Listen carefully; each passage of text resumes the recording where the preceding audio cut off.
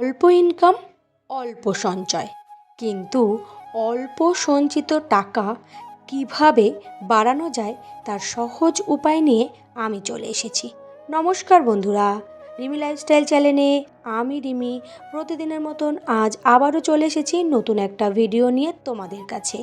আশা করি দূরে কাছে যে যেখান থেকে ভিডিওটা দেখছো সকলে ভালো আছো, আর তোমাদের ভালোবাসায় আমিও খুব ভালো আছি। এই যে বন্ধুরা, ঘরের কাছ থেকেই আজকের ভিডিওটা শুরু করলাম। আজকে 25শে ডিসেম্বর, প্রচণ্ড পরিমাণে সকালে ঠান্ডা পড়েছে, আর তার কথা হচ্ছে গিয়ে উত্তরে হাওয়াও দিচ্ছে। জানি না আজকে রাতে কতটা ঠান্ডা পড়বে। যাই হোক, মোটামুটি কাজগুলো তো করতেই হবে, তাই আগে এখান থেকেই শুরু করলাম। বাইরের কিছু কাজে আজকে আর হাত দিইনি। আজকে ভাবছি ঘর থেকে করেই একেবারে বাইরে বেরোবো। আর ঠান্ডায় না ইচ্ছাই করছে না বাইরে যেতে। আর শীতকালে না সব থেকে বেশি সময় লাগে এই বিছনা গোছাতে, কারণ যখন গায়ে দিই তখন বেশ ভালো লাগে, কিন্তু যখন এগুলো গুছাতে হয় না তখন অনেকটা সময় লেগে যায়। যাই হোক, আজকে তাড়াতাড়ি করে বিছানাটাকে গুছিয়ে নিচ্ছি। ছেলেমেয়েরা উঠে গেছে, যেহেতু 25শে ডিসেম্বর কালকে দিদির জন্মদিন, তাই জন্য সবাই ওই নিয়ে আলোচনা করছে। তাই সকলে উঠে গেছে বলে আমি ভাবলাম না, বিছানাটাকে একেবারে গুছিয়েই মোটামুটি বাইরের কাজে যাওয়া যাক।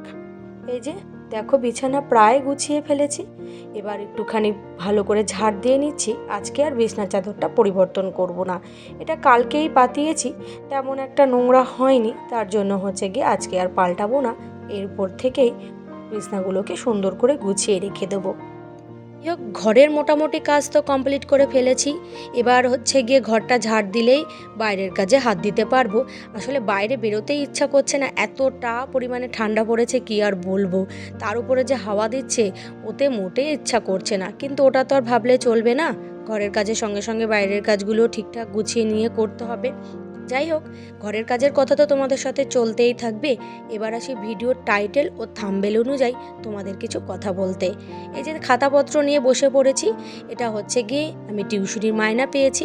মোট কত টাকা হয়েছে সকলেই পরপর মাসে দিচ্ছিল, কিন্তু কোনো একজনার হয়তো পরপর মাসে দিতে পারে না, একবারে দিয়েছে। যাই হোক, বছর শেষ, এবার মোটামুটি সকলেই পেইড করছে, তাই হিসেব করছিলাম কত টাকা হয়েছে। এবার এখানে যা টাকা হয়েছে, এখান থেকে হয়তো 500 টাকার মতন রেখে আর বাকি টাকা সব ব্যাংকে ফেলে দেবো, কারণ হাতে টাকা রাখলেই না খরচ হয়ে যায়। আর এখন সংসার খরচে তো হিসেবের টাকা আমার কাছে রয়েছেই, ওটা দিয়েই সংসারটা চালিয়ে নেব। আর মোটামুটি আর বাকি যে টাকা থাকবে সেটা হচ্ছে গিয়ে ব্যাংকে ফেলে দেবো। এবার তোমাদের টিপসের কথা বলি। টিপসটা হলো, টাকা সবসময় একটি ব্যাংকিং সিস্টেমে রাখা দরকার, অর্থাৎ সেভিংস অ্যাকাউন্টে বা ফিক্সড করে। এইভাবে যদি তোমরা টাকা রাখো তাহলে দেখবে টাকার হয়তো লাভাংশ তোমরা কম পাবে, কিন্তু তাতে ঝুঁকি কম থাকবে, সেটা একদম নিরাপদ থাকবে। সেটা হচ্ছে সত্যি কথা বলতে নতুনদের ক্ষেত্রে একদম উপযুক্ত সিস্টেম। সবসময় টাকা ব্যাংকিং সিস্টেমেই রাখা দরকার, সেখানে তোমাদের টাকা সুরক্ষিতও থাকবে, তোমরা টাকাটার পরিমাণটাও বাড়াতে পারবে, এবং তার সঙ্গে তোমাদের টাকার নিরাপদে তোমরা একটা সময় যখন দরকার হবে তখন সেটা পেয়ে যাবে। 2 নম্বর উপায়টা বলি, সেটা হলো ছোটোখাটো ব্যবসা করতে পারো। সবার সঞ্চিত টাকা সমান নয়, কারোর হয়তো বেশি হয়, কারোর হয়তো কম হয়। এবার যাদের কম হয় তারা কি কোনো কিছু করতে পারে না জীবনে? এটা কিন্তু না। তারা যদি একটু বুদ্ধি আর পরিশ্রম খাটিয়ে তাদের অল্প সংখ্যক টাকাটা কোনো ছোটোখাটো ব্যবসার ক্ষেত্রে কাজে লাগাতে পারে, তারাও কিন্তু একটা সময় বড় ব্যবসায়দারে পরিণত হতে পারবে, এবং তাদেরও অনেক টাকা তারা ইনকাম করতে পারবে। ইনকাম বেশি হলে স্বাভাবিকভাবে সঞ্চয়টাও বেশি হবে, তাই সেদিকে একটু লক্ষ্য রাখো যে তোমাদের সঞ্চিত টাকা দিয়ে তোমরা কোন ব্যবসা করতে পারবে, যেটা ব্যবসা করলে তোমরা অল্প সংখ্যক প্রথম দিকে লাভ পেলেও পরে আস্তে আস্তে কিন্তু তুমি সেই ব্যবসাটায় সেটেল করে গেলে, তাহলে কিন্তু সেখান থেকেও তুমি একটা সময় বড় অঙ্কের টাকা সঞ্চয় করতে পারবে। মোর উপায় হচ্ছে টাকা বিনিয়োগ করা। আসলে তোমার যে সঞ্চিত টাকা সেগুলো তুমি এমন এমন জায়গায় ব্যবহার করো বা বিনিয়োগ করো, যেখানে তুমি টাকাটা ব্যবহার করলে বছরের শেষে তুমি বড় অঙ্কের কিছু টাকা পেতে পারো। যেমন হচ্ছে তেমন সরকারি সঞ্চয়পত্রে তুমি তোমার টাকাটাকে সঞ্চয় করে রাখতে পারো, সেখানে তোমার তুলনামূলকভাবে টাকাটা নিরাপদও থাকবে, আর নিয়মিত তুমি মুনাফাও পেতে পারো। তাই সঞ্চিত টাকা কখনো নিজের ঘরে ফেলে রেখো না। সেই টাকাটা একটা চুক্তিপত্র বা সরকারি নথিপত্র সেরকম কোনো জায়গায় টাকাটাকে বিনিয়োগ করো, বিনিয়োগ করে কাজে লাগাও। তাহলে তোমার টাকা দেখবে আস্তে আস্তে অল্প সংখ্যক থেকে বাড়তে শুরু করবে। বন্ধুরা, এই টিপসগুলো বলার কারণ হচ্ছে, যাদের কাছে অল্প টাকা আছে তারা কি টাকা কখনোই বাড়াতে পারবে না? এটা ভুল। তারা চাইলেও টাকা বাড়াতে পারে। একটু বুদ্ধি খাটাতে হবে এবং যেখানে তুমি টাকাটাকে ব্যবহার করো না কেন বা অর্থাৎ বিনিয়োগ করো না কেন, সেখানে এমনভাবে বিনিয়োগ করবে যেন তুলনামূলকভাবে নিরাপদ থাকে এবং সেটা সরকারি সঞ্চয়পত্র থাকে। তাহলে দেখবে তোমার টাকা কখনোই মার যাবে না, তুমি তোমার টাকা মুনাফা সহ পেয়ে যাবে।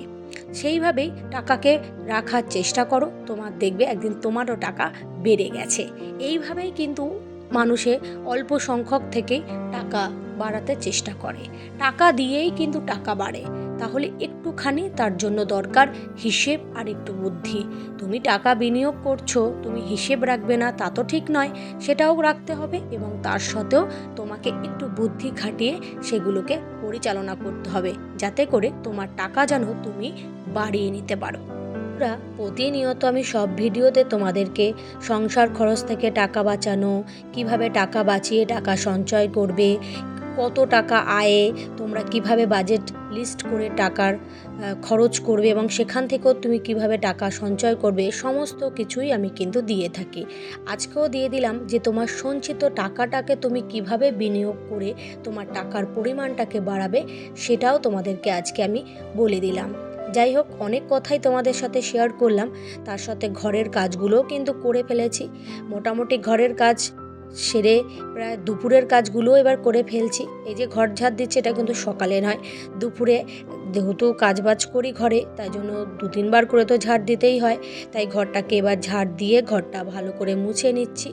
ছেলে মেয়েরা এরপরে চলে আসবে ঘরে, আর ওরা না একদম কথা শোনে না। যেই আমি ঘর মুছি তখনই যেন ওদের ঘরে চলে আসার সময় হয়, আর এই পাথরের উপরে কাদা কাদা হয়ে যায়। তাই ওরা যখন ঘরে থাকে না, আমি তখনই ঝপ করে ঘরটা মুছে ফেলি। ওদিকে তো রান্না চলছেই, বেশি কিছু আজকে রান্না করব না। ডাল, আর দেখলেই তোমরা প্রথমে ফুলকপি কাটছিলাম, ফুলকপি ভাজবো। এই মোটামুটি আজকে সকালে আর দুপুরে এটাই হয়ে যাবে। এবার একটুখানি ঘরটা মুছে মোটামুটি ঘরের কাজ শেষ করে এবার স্নান করে নেব। আর শীতের বেলায় স্নান করতে যে কী কষ্ট হয় কি আর বলবো। বন্ধুরা, তোমরা যে আমার ভিডিও দেখো, যদি ভিডিওর কোনো কথা কোনো অংশে একটু যদি ভুল পাও তাহলে অবশ্যই ক্ষমা করে দিও। কারণ আমিও মানুষ, আমারও একটু আধটু ভুল হয়ে যায়। তাই জন্য তোমরা আমাকে ক্ষমা করে দিও এবং আমার সেই ভুলটা ধরিয়ে দিও। তাহলে আমি অনেক উপকৃত হব। আমি পরের দিন চেষ্টা করব যেন ওই ভুলটা আমার না হয়। আর এইদিকে দেখো গাছে কত ফুল ধরেছে। এই গাছটায় না একবারে ফল ধরছিলই না, শুধু ফুল ফুটছিল। ভাবছিলাম হয়তো এই গাছে আর ফল ধরবেই না। এখন দেখো পুরো গাছ ভর্তি ফল হয়েছে। এই ফলটা খেতে বেশ ভালো লাগে, টক টক। এটাকে রসনা ফল বলে। যাই হোক, এই যে ফল গাছটা দেখিয়ে চললাম নিচে জামা কাপড় তুলতে। ঘরের মোটামুটি কাজ তো প্রায় শেষ, এবার একটু জামা কাপড়টাকে তুলে নিই। জামা কাপড় তুললেই মোটামুটি ঘরের কাজ প্রায় কমপ্লিট, বাইরের কাজও হয়ে যায়। সারা দিন এই যুদ্ধ চলতেই থাকে, এই ঘরের কাজ বাইরের কাজ, তার মধ্যে ছেলে মেয়েকে দেখা, তাদেরকে পড়াশোনা করানো এবং নিজেও কিছু বুদ্ধি খাটিয়ে সময় বার করে টাকা ইনকাম করা, এগুলো তো প্রতিনিয়ত চলতেই থাকবে। এটাই হচ্ছে আমার জীবন যুদ্ধের গল্প, তাই না? সবসময় তোমাদের সাথে শেয়ার করি। আর এই দেখো, এই গাছগুলোতে কত ধরনের ফুল ধরেছে। দেখো, এটা হলুদ কালারের আর ওটা হচ্ছে সাদা কালারের। আমার হলুদ কালারের ফুলটা বেশি ভালো লেগেছে, সাদা কালারের ফুলটাও ভালো লাগছে। যাই হোক, মোটামুটি আজকের ভিডিওটা এ পর্যন্ত। আশা করি ভিডিওটা তোমাদের ভালো লাগবে। আর নতুন বন্ধু যারা আজকের এই ভিডিওটা দেখছো, ভিডিওর কোনো কথা কোনো অংশ যদি তোমাদের ভালো লাগে তাহলে অবশ্যই সাবস্ক্রাইব করে পাশে থেকো। আর পুরনো বন্ধুদের জন্য রইল আমার তরফ থেকে অনেক অনেক ভালোবাসা। তোমরা যেভাবে আমাকে প্রথম দিন থেকে ভালোবাসা দিয়ে যাচ্ছ, ঠিক সেইভাবেই ভালোবাসা দিয়ে যাও। আমিও একদিন সফলতা অর্জন করতে পারবো আর তোমাদের পাশেও সব সময় থাকার চেষ্টা করব। যাই হোক বন্ধুরা, এবার আসি, টাটা। সকলে ভালো থেকো, সুস্থ থেকো আর সাবধানে থেকো। আর এই যে দেখো আমাদের এই গাড়িটা, এটা মাল পরিবাহী গাড়ি। এটাই সামনে ছিল, তোমাদের সাথে টুক করে একটু শেয়ার করে দিলাম ভিডিওটা। ঠিক আছে বন্ধুরা, টাটা, সকলে ভালো থেকো, সুস্থ থেকো।